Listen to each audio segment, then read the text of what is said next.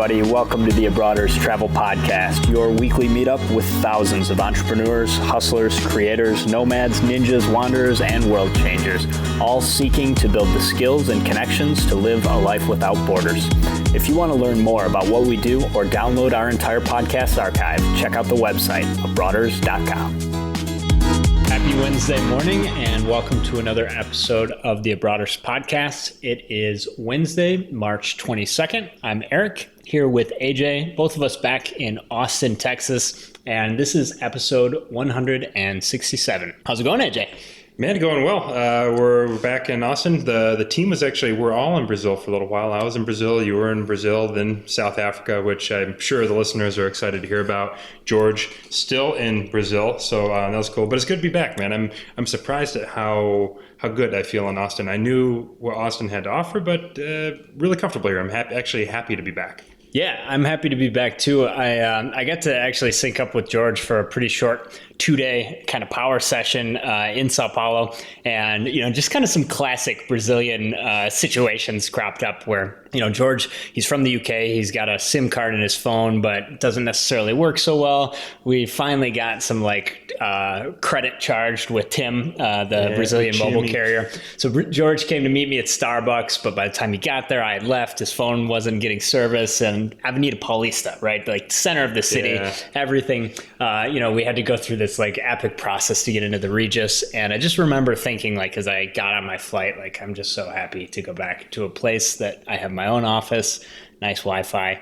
It's definitely a challenge to do the logistics of workspace and travel if you're doing transient travel. It's easy if you're set up. Yeah, it can be really challenging. I had a pretty good setup in Brazil, but it can be difficult to get that good setup going. It takes a few days at least. Yeah, so there's a time investment there, and it's funny. I didn't even see George when I was in São Paulo. We had plans to work together to meet up for work, but we're on different sides of the city, and we're both just being really productive, and neither one of us really felt like spending 45 minutes in a taxi or hike into the metro. It would have taken a long time to meet up. So that shows you how big and congested and busy. We can get to that at the end of the show. So for core content today, I want to talk about some of the things I learned on my trip to Africa, a couple of travel points related learnings, some things about hotels, and a few just interesting things to share about the experience, and then also a little bit about just the process of trying to transit in Sao Paulo for 48 hours. Mm-hmm. So we're going to get into some of the details about that. But first, we have news and updates.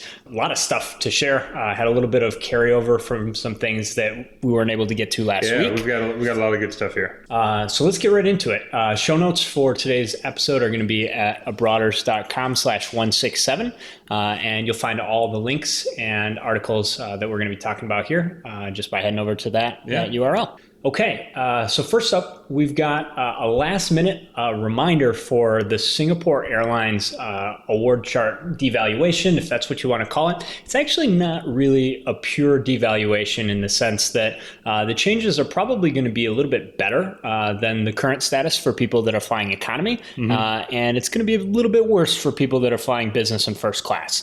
As a reminder, tomorrow, the 23rd of March, Singapore is going to be eliminating the 15% discount that you get for booking online. So previously, the award chart might say 100,000 points, but actually you'd only have to pay 85,000 points with that discount. So that discount is going away. However, at the same time, they're also going to be eliminating fuel surcharges on Singapore and Silk Air operated flights, so on their own metal. And they are going to keep them on partner airlines. So this is important just because it was pretty significant. With Singapore, a flight could be anywhere from $250 to $450 was pretty average for those fuel surcharges per passenger. And so that's why I say that this is probably going to be a good thing for economy passengers because for most one-way economy routes, that 15% discount is only going to be 4,000 to 6,000 Singapore KrisFlyer miles. And when you compare that with saving potentially 300 or 400 on fuel surcharges, great trade-off. It's a great trade-off. On the other end of things, with the business and first class, you're seeing a little bit more significant increase in miles just because the overall number of miles required is higher. So you're looking at something that used to be 93,000 miles. That would be New York to Singapore. and that's now going to be 120,000 miles. So you're seeing the price go up, almost 30,000 miles, and that's a pretty big deal. It's probably not worth saving the $300 in fuel surcharges. Yeah, exactly. So the key takeaway here, the change is going into effect tomorrow. And so if you do have travel planned, you know where you're going, and you already have points in your Singapore Chris Flyer account, you've still got time to make the booking now and get the lower reward prices. If you don't have points already, none of the programs transfer instantly. And so there's a chance that you can probably get it done if you are listening to this at 8 a.m. on the 22nd. The points will probably post within 24 hours. That's been my experience. You probably can still get it done while it's still the 23rd, but no promises. So, it's definitely cutting it close. But if you do already have points in Singapore, you should be able to make a choice about whether it's better to book it before. Yeah, and we're thinking about potentially trying to squeeze in a redemption before it's all said and done. So George is going to be coming up from Sao Paulo. We're actually going to talk about Brazilian fuel surcharges because they are thinking about making a law that would be very unfortunate. But the bottom line is that we've got 2 flights that George might be taking using miles, and it may be better, especially for the one from the U.S. to the U.K., to be able to knock this out before this change happens. Right, exactly. So we're taking a look.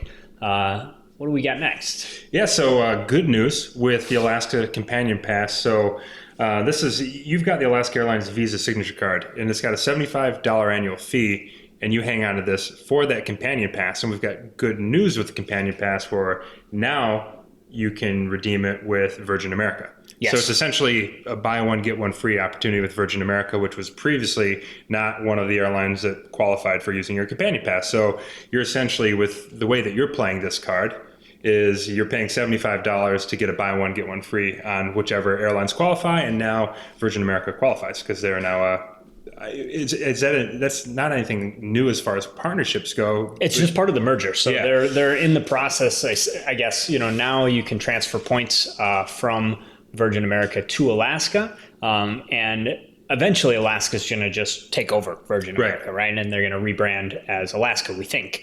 At least that's the direction they're going now. But so now you can search for the Virgin America flights on the Alaska website. Mm-hmm. And so if you do have that companion pass that's available in your account, you can just apply it to a Virgin flight rather than only an Alaska flight. And one thing too, this is, we were recently talking about the Southwest Companion Pass. This is, don't get your hopes up. This is not an opportunity where you can book an award flight and get one free. This is a legitimate buy one, get one free, which is still a great deal. And 50% discount essentially on flight for 2 people anywhere in the world. Yep. And keep in mind, so anywhere in the world is limited in the sense that you got to go somewhere where Alaska and Virgin America flies, but double the fun now that you've got a new airline to be able to book from.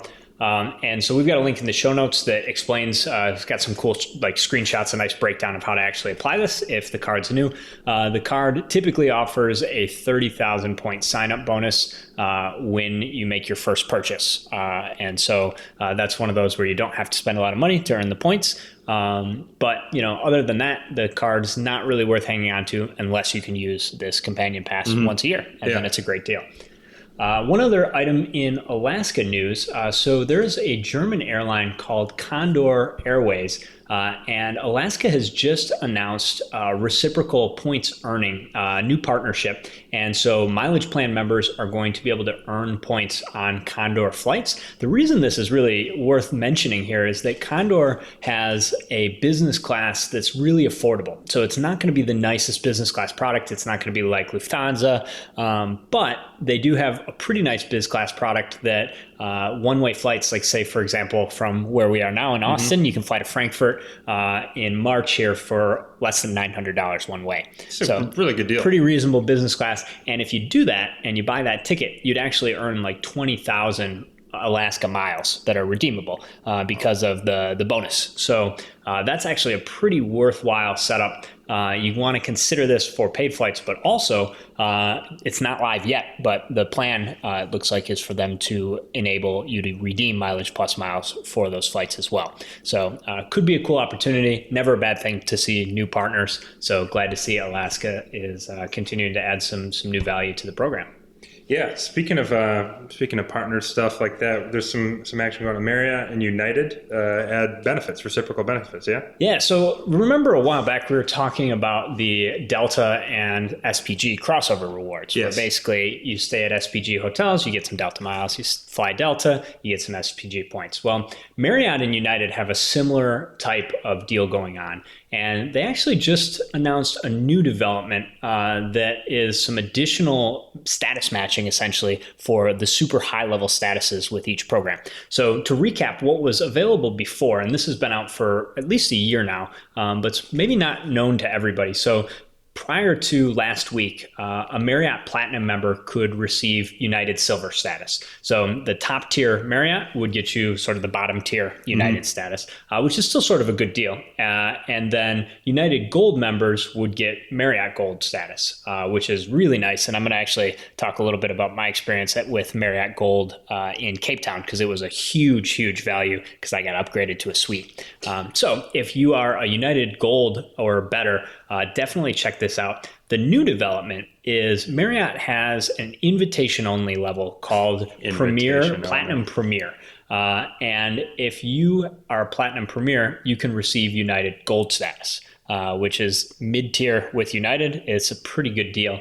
And then United, on the other hand, has global services. So this is their top level status. It's above 1K. It's like invite only. And it's kind of based on prestige and how much money you spend with United, and they just invite you to be a member of that status. I think Peter Shankman's a global service guy. I mean, he flies a lot with United, and he gives them press, so I wouldn't be surprised if they did. But I know that we have members. So the reason I wanted to bring this one up is I know there's listeners that are either 1Ks or global services, and 1Ks are going to match to Marriott Gold, and the global services match to Marriott Platinum status. So pretty cool, free, easy to do. And I've got the links. There's a couple of different links. I wish they would have made it a little bit more straightforward, but there's actually 3 different links depending on which status. So we're going to post those in the show notes. And I checked them all out. They all seem to work. So hopefully that can make a quick little update, enter your information, and you should be able to match status. Yeah, man. I'm also excited to hear a little bit later about your upgrade situation. Next thing we've got here is some good news, opportunity to earn 10x points on hotels and car rentals. So this is a deal that is going to end relatively soon. So it's through March 31st you can book. And what this is, if you have the Chase Freedom Unlimited, or the Ink Cashback business card, you're going to earn 10x points on hotels and car rentals. Now, there's a few caveats here we want to cover.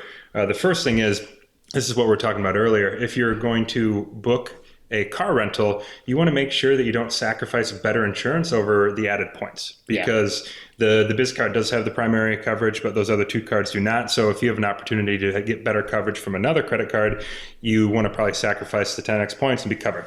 Yep. And with hotels, if you have status, your status may not be honored in the way it would normally go if you booked through, say, like Marriott or something like that. So, so that's something to be conscious of as well. If you book a hotel stay, you might have to choose, am I going to be the status person, or am I going to earn 10x points? So you want to run that calculation. Yeah, really good point. So I guess the first thing with the car rental is the Ink Cash card, if you're renting the car for business purposes, does have primary rental insurance. So that's the one scenario where I'd say go for it with the car rental. 10x points are great there, and you still get the primary insurance. Otherwise, probably wouldn't do this with the Freedom card, just because I'd rather use the Sapphire Preferred and get primary coverage.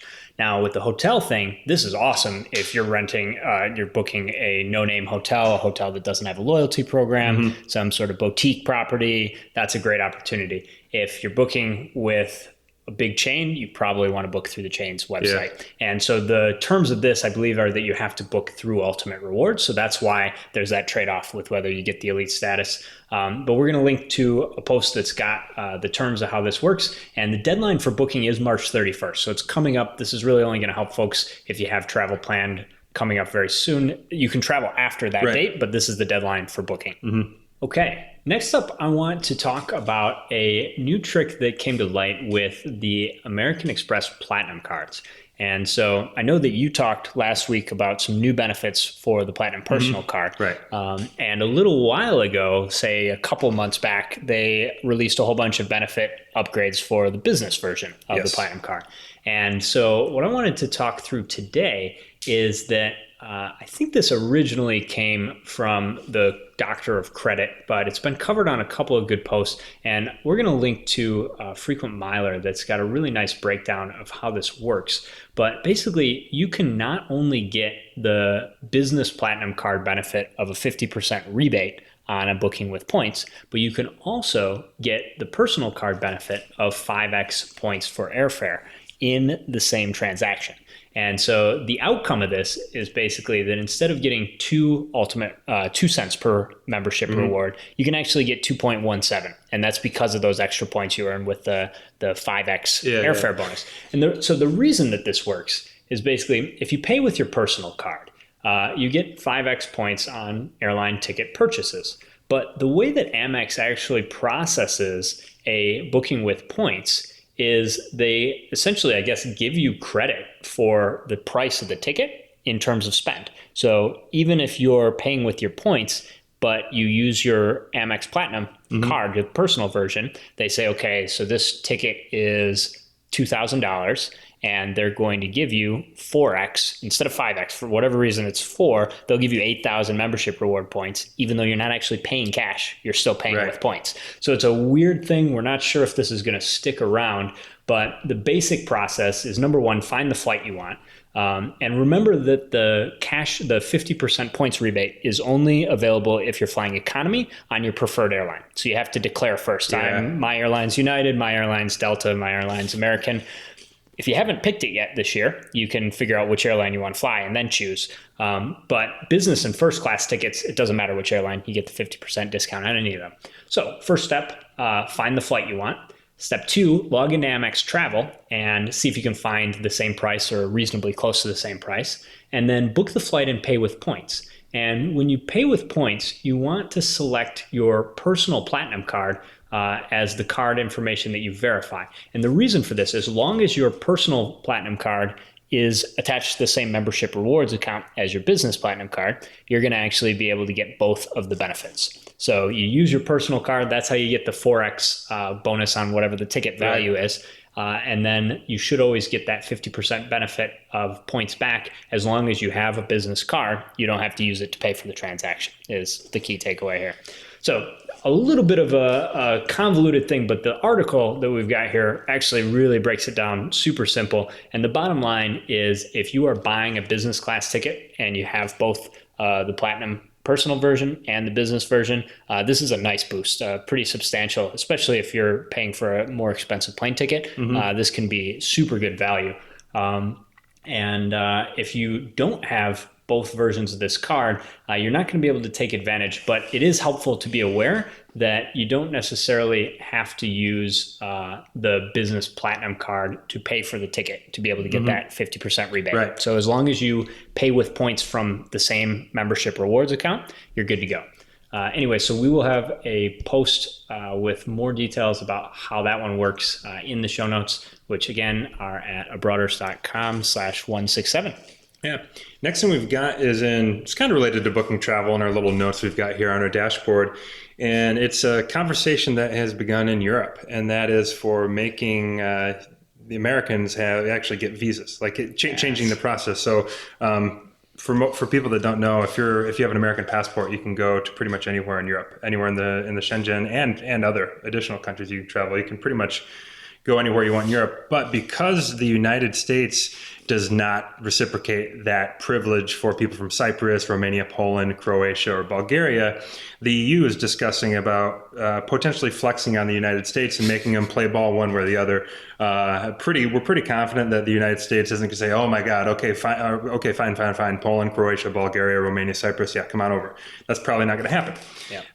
But I also find it hard to believe that Europe would really flex that hard. It would, I think, have to come from like Merkel. Like if if she decided to make it her mission to do this, but I think that'd be petty in the scheme of things. Like, I think as Americans, we're going to be okay. It doesn't mean that like we deserve this privilege with the way we treat the other countries. But it's pretty interesting. Yeah, I mean, at this point, it's a non-binding resolution. So read that as nothing actually happened besides they passed a resolution saying that this is what European Parliament wants. Proof to of traction. happen. Yeah, so they've got some support behind the idea, and yeah, it's definitely going to have to do a lot with how hard France, Germany, Italy, the countries that benefit a ton from U.S. tourism are going to want to put U.S. travelers through the visa process. I think that'll hurt tourism, so hopefully we'll be protected by that, but definitely something to keep an eye on. Yeah, and, I am pretty confident that the process for a Polish person to get a visa to the United States is ridiculous. It's like a lottery. It's not a matter of, checking the boxes and paying the fees and being patient and doing the things. It's, there's some luck involved, which is pretty silly. That's a mess. All right, so one last sort of quick deal to mention for respect to booking tickets. There's a new Amex offer that's available. Seems to be spread out pretty widely. I've got 2 different cards that are targeted for this, but it's spend $500 on Delta and get a $100 statement credit. And this is good through May 17th. So you got a little bit of time. Only criteria are that you have to make your purchase in US dollars and that it's valid from flights originating from the US or US territories. But this could be pretty useful to lots of people. I think the approach you want to have here is just say, am I going to be buying a flight that's going to be around $500? Does Delta have a competitively priced flight that's around around $500? So $500 plus. Yep. And then if so, then you get $100 to use on Delta in the future. Yeah. And if not, I would say... Well, and then it's actually just cash back. So if, say, like there's a $450 American flight and a $500 Delta flight, pay $500 on Delta and you get $100 back. You only paid $400. So really nice deal. So this is a cash equivalent. It's actually not a statement credit that you have to use towards Delta travel? Correct. Yeah. Okay. They That was the difference. rebate you on your statement. It's just like the same thing that happens when you use your global entry credit or whatever and they drop the money That makes back. sense. I was about to spit out some kind of odd formula. Well, if it's a statement credit, you might not use it. So you want to, that's even better than I thought. Yeah. Nice 20% discount. So hopefully some folks can take advantage of that. Yeah. Let's move on. We got a few interesting stories. Let's talk space tourism, man. Yeah, so SpaceX, Elon Musk's kind of fantasy becoming a reality company that does, space travel. They service the International Space Station. They have opened up a couple spots they're going to do a trip around the moon. They're going to take a couple civilian passengers that are not astronauts, and they're going to go to outer space. They're going to fly around the moon, and they're going to come back. They're going to be launching from Cape Canaveral, the same spot, the same launch pad that the Apollo missions launched from. Pretty interesting, and we don't exactly know how much this costs. I know that Elon Musk had said it was a significant amount of money.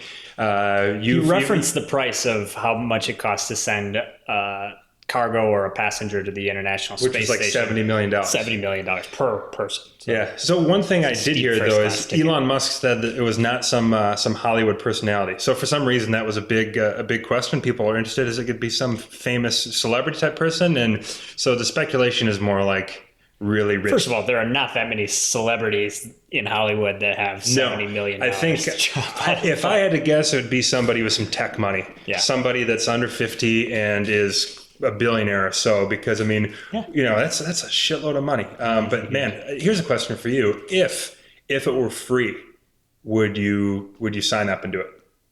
I don't know, man. Not the first one. I do think there's some considerable risks there. I mean, and they haven't even tested, they haven't even done a test flight for the rocket that's going to take these people around the moon. So I think that the most interesting thing to me is the ambition of a 2018 launch date.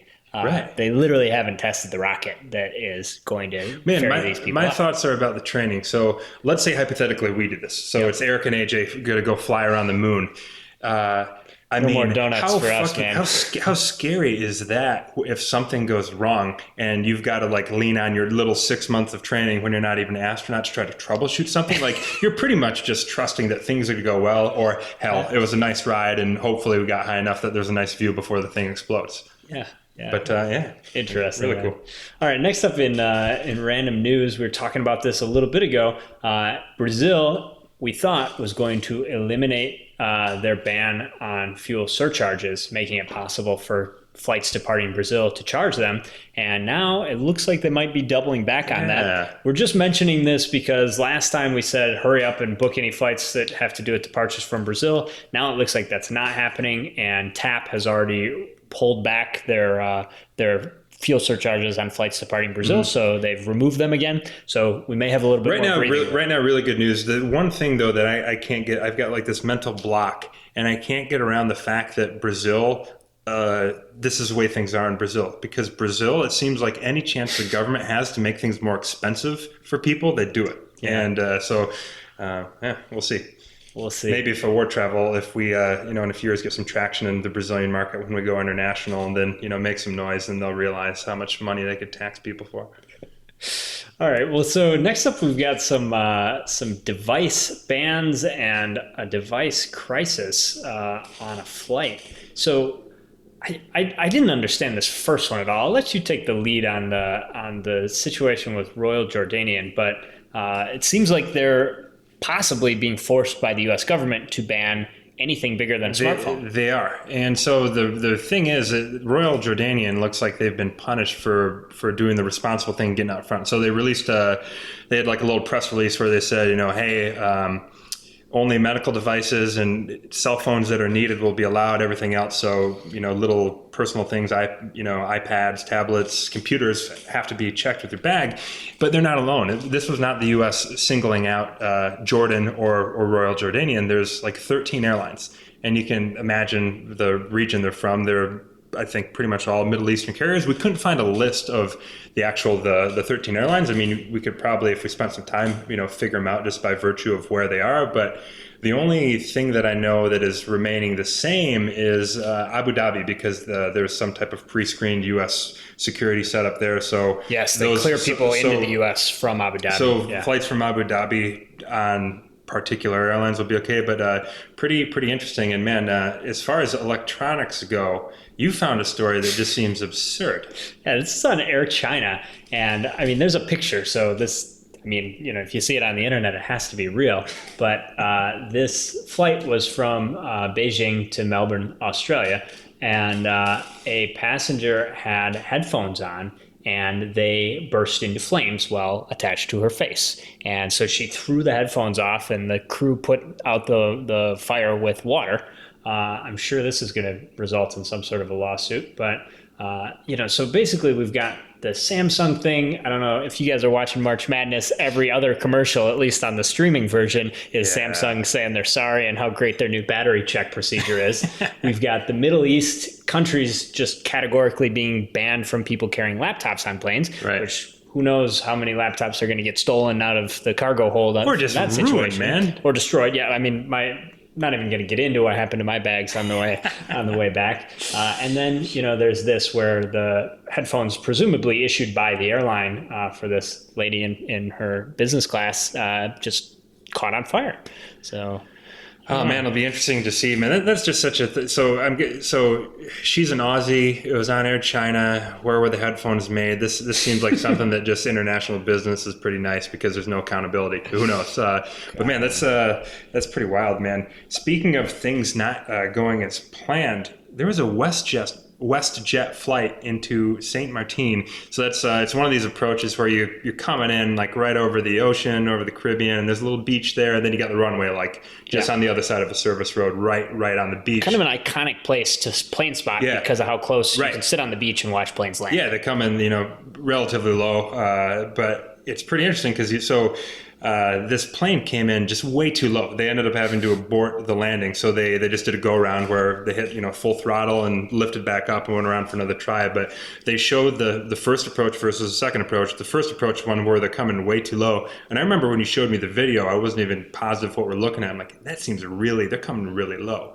And then you just hear the engines kick in, they fly around. And on the second approach, they've got about close to like 5 times higher. Yeah, way more altitude. So that was legitimately they're like a wind shear or something away from taking a little bit of a bath, and probably a really nasty situation because you're like coming in pretty hot there, and when you're going that fast, water isn't that forgiving. So anyway, so if you got the stomach to watch a crazy landing, we got the video in the show notes. It's actually really not that much to look at, except that when you see how low the plane is, it's just and the references on the proper approach where they land the plane as it was designed to be landed, you see that there's just a stark contrast between the first time and the right way.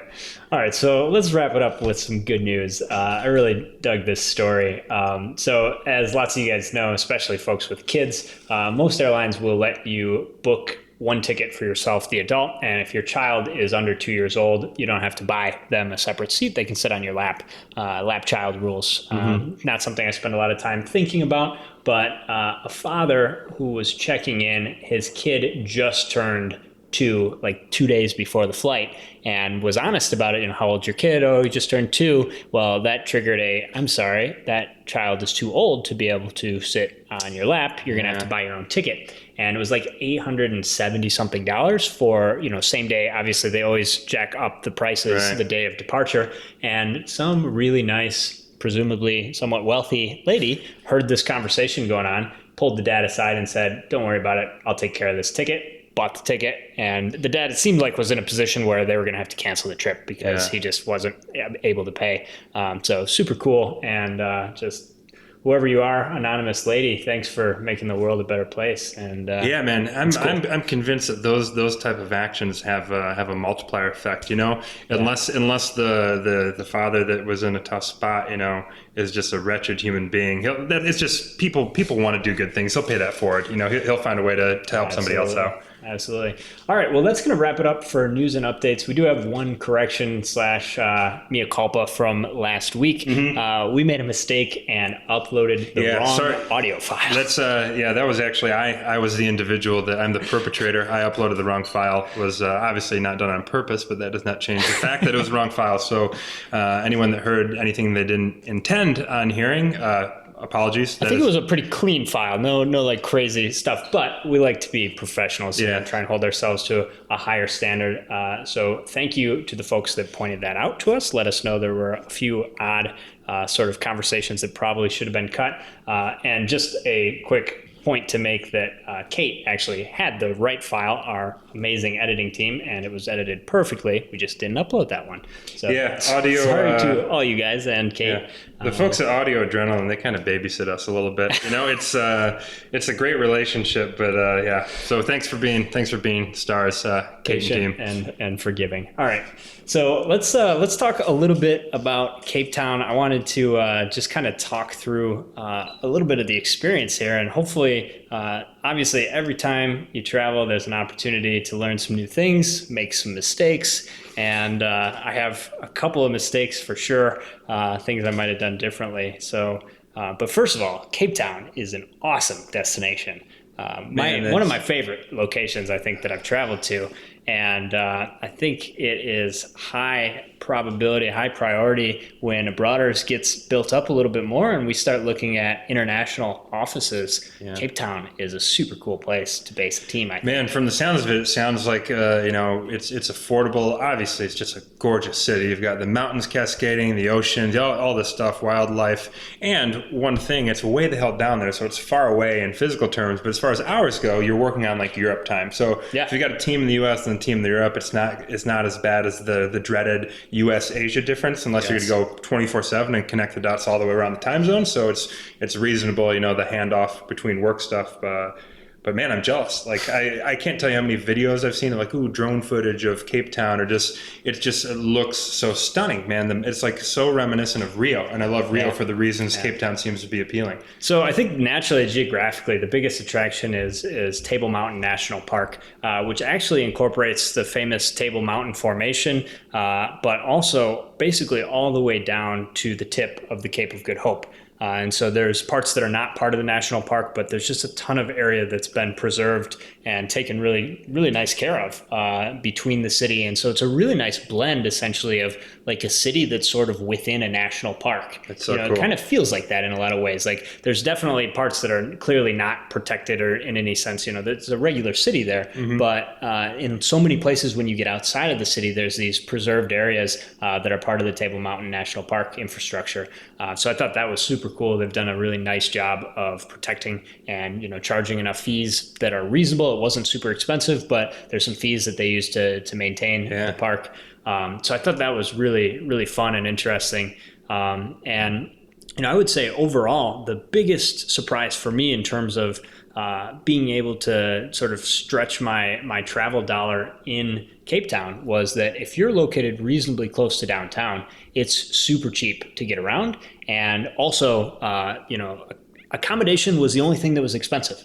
And I was able to use points for most of that. And so, Uber rides on average were like $1.50. Yeah, you showed maybe me $2. Your statement yesterday, and it was like a lot of under $2 rides, and only a couple that were over 10, and those you said were like 40 minute. Yeah, extras. like trips to the airport were 10, and everything else was super cheap. Also, car rental was pretty reasonable. It was like $20 a day. Rented a car, drove on the left side of the road for a little while. Nerve-wracking. Oh, it was. Actually, the hardest thing about it is for like the first 10 minutes. So imagine you're driving, and being on the left side isn't really a challenge per se, because you just kind of get on the left side and everybody's there. Yeah. But the perspective of the fact that you're actually physically on the right side of the car, I found myself like veering into the gutter because you think you're on the left side of the car. And so you basically are trying to line yourself up. It's unnatural to budget that much space to your left. Because Exactly. And so that was like for the first like 10, 15 minutes, I was like, oh my God, I'm going to like scrape the right side of this car up because I'm trying to like put my body in the same position in the lane that I'm used to. But other than that, it was perfectly fine. No testing. Was it automatic or manual transmission? It was a manual. That's the other thing. Shifting with your left hand takes a little bit of extra, and it's reversed sort of. So, there's some things that are the same and some things that are opposite. So like the gear shift first is still in the upper left, which is kind of the opposite. But either way, your left hand, that's a pretty big difference from, and then, Yeah, and I turn on my windshield wipers every time I wanted to use my turn signal, so that was a little annoying. But so that part worked out good. So a few takeaways from the trip in general that I wanted to share. Number one, pick your seats. For the love of God, we do this. We help people pick their seats, and we always try and do that for our own customers, but I didn't pick my seats, and we got in the crappiest seats possible on this economy flight on the way out there. And it was like one of those scenarios where like it was like 4 seats in each row in the middle, and there's like 3, 4, 3 or whatever in the back. But we were in like the first row that was actually 3 seats, so none of them lined up with any of the video monitors, and they were like even less legroom. It was literally the worst spot you could possibly get, and it would have been so easy to just call South African Airlines or have somebody on the Abroaders team go through and select some seats for us. So definitely worth taking a quick look, just making sure that if at all possible, you've picked your seats, because sometimes the default ones are and if not, just ask. I mean, on my flight back from Sao Paulo to Austin, I had a request because it was an Aeroplan award on United, and I just couldn't select the seats. And I at the check-in, the guy's like, "Here's boarding passes," and I looked. I'm like, "This looks like a middle seat." And I'm like, "Sir, do you think there's any way a window or an aisle, anything? It's a long flight."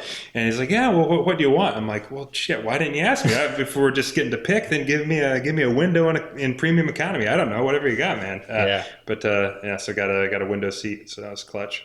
The other thing I wanted to mention, so there's a few currency issues that you want to try and sort out before you leave for a trip like this. Now, we've talked in the past about withdrawing money at ATMs abroad. Now, I always try and use a no foreign transaction fee credit card like the Sapphire Reserve. But there's definitely, especially in a place like Cape Town, there's certainly some locations where cards aren't going to be accepted and you're going to be paying cash. So Charles Schwab offers ATM fee rebates for international transactions. So I probably saved about $20 in ATM fees, maybe a little less. I didn't withdraw cash that many times. But depending on the bank, I bet more, man, because you got to think just like our Scholar Abroad guide when we built that spreadsheet for the people. So you got the ATM's going to take you. Your bank often will take you, and then your bank will often take you on another fee. So there's often 3 different fees that you're dealing with. Yeah, in the worst case scenario, you can be paying like $7 to $10 per withdrawal in fees, and with Schwab they cover all the fees. So it was really nice to have that. The other thing though that I always wonder about, like how other people do this, but the conversion rate for South African rand to US dollars was about as nasty as it gets for mental math, figuring out how much stuff costs, because it's 13, right? So $1 is 13 Rand. And so Gabriella actually had it much easier because 4 Rand is 1 Brazilian reais. Right. So for her, it's just, it's 80 Rand. Okay, divide by 4, it's 20 reais. Super easy. Well, for me, it was divide by 13 for the whole trip. And I stumbled into a mental math trick. I'm sure most people have actually this probably just makes perfect sense to everybody else, but I felt really excited that I figured it out. So I realized that if I had a benchmark of like a certain amount of Rand that was like a common divider in terms of the prices I would see, that I could do the math backwards basically. So it turns out 100 Rand is almost exactly $8. And so instead of having to figure out how to divide by 13, I could just say how many 100 Rands and multiply that by 8. So 400 Rands, 8 times 4 is 32, about $32. Yeah, man, I think that's a really good approach. That's kind of what I do, where I kind of enjoy mental math, and it comes easy to me. Where like if you look at my ACT scores, the English and reading were piss poor, but actually okay with the math stuff.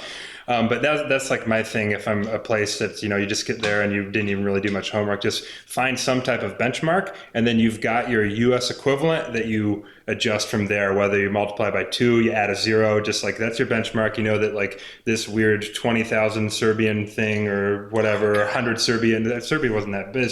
I had to do the same thing in Serbia though, because it was like, I forget what it was, but it was, the money was not worth much. So the prices were high, inflation, whatever you want to call it. So like same stuff, find your benchmark, and then you just, add a 0, double, divide by 2.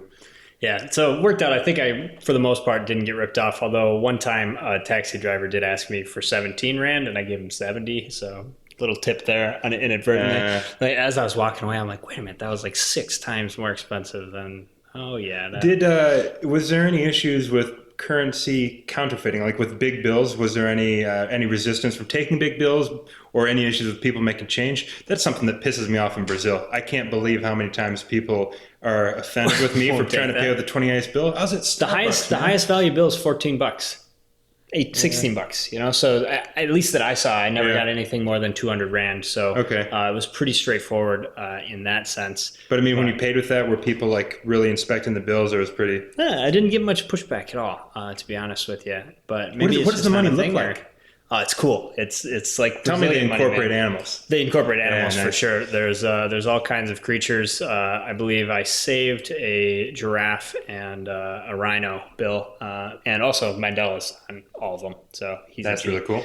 Yeah. So anyways, super cool trip. The only other thing I wanted to mention as far as logistics is we talked a little bit about my Marriott redemption using SPG before the trip, and I just wanted to remind people that you definitely want to check for big events happening in the city, because we were not in Cape Town for this massive bike race that happened the weekend after we arrived. But if we would have known about it, we probably would have had a lot less heartache when we were looking for hotels. And so my general strategy is just sort of scout and then plan the rest of your trip. So I usually book like a few days, 4 or 5 days accommodation, and then figure out where everything is and decide if I want to be in the same neighborhood or a new one. Usually that works out great for me. But in this case, by the time we started scouting, we're like, oh, this is a great neighborhood. Let's stay here. Every single hotel was booked because of this. That's like a final thing on a checklist, and it's tricky. I mean, I can't say I always look for that stuff, but like we're lucky we have the luxury of the scouting strategy you talk about, where you get in the city, maybe at a hotel or Airbnb for a few days, and then you get your bearings. You say, okay, this is a great spot, let's stay here, or you know what, this other side of town seems way cooler, let's move over there.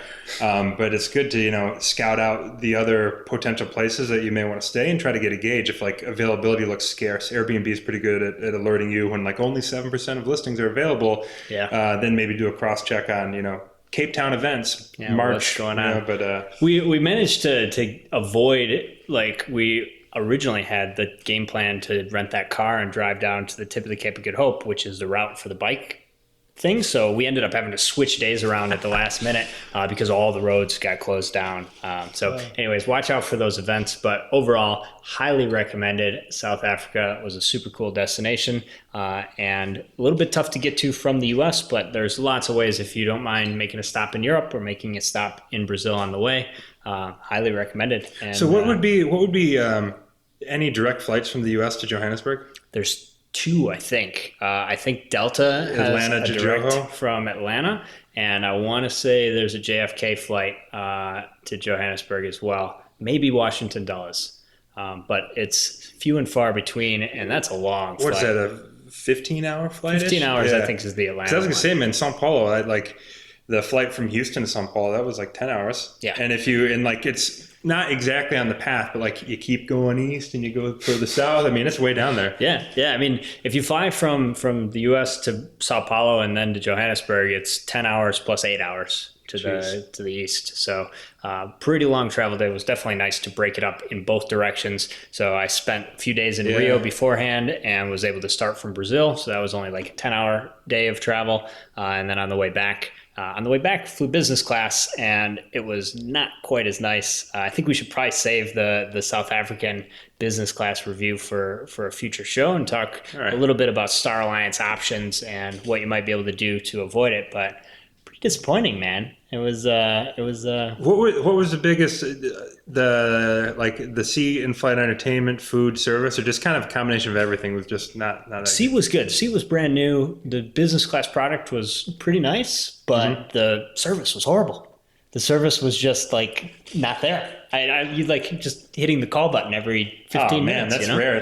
And that's the thing. When I'm in business class, I think I'm a very respectful business class passenger, but when they ask me for stuff, if I want stuff, another glass of wine, another whiskey. Like, I'm not shy, especially drinking. Yeah. And I've never in a business class flight had to ask for that, because they're normally just up and down the aisle, like every 5 minutes. That's been my experience too. And, it's obviously first world problems, this is not, it wasn't a horrible experience. But, if you're spending a bunch of miles to fly business class, and it's totally possible I just got a really crappy crew. And that these people are just not happy about their job that day. But I didn't get asked one time if I'd like. Not one time the whole flight, would you like a refill? Would you like another drink? So I kind of felt like an alcoholic, just like, ringing the bell. Hey, could I get another gin and tonic? But so it was a weird experience. Cool business class product as far as the hard product and what's installed, but definitely wasn't impressed. So what was this? This was a 767? So the flight, they actually swapped aircraft on me. So it turned out to still be the new business class. I thought I was going to get angled flat and it was going to be a big nightmare, but they swapped out for the flight outbound was on a A350, I believe. Okay, so those are relatively new, right? Yeah, those are all brand new. Yeah.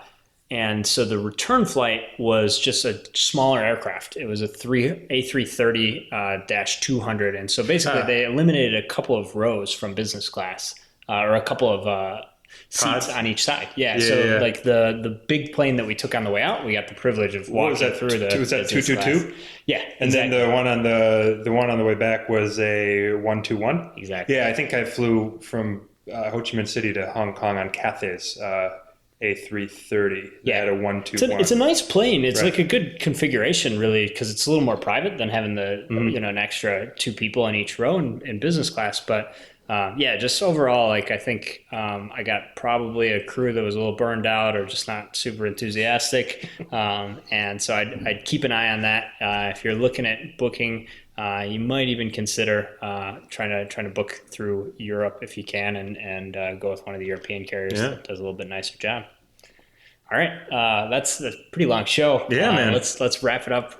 We'll get a international jam. Again, all of the links for today's episode should be on the show notes page, abroaders.com/167. Thanks a lot for being with us. Yeah, thanks everybody. We will see you next week. Wherever you are, travel safe.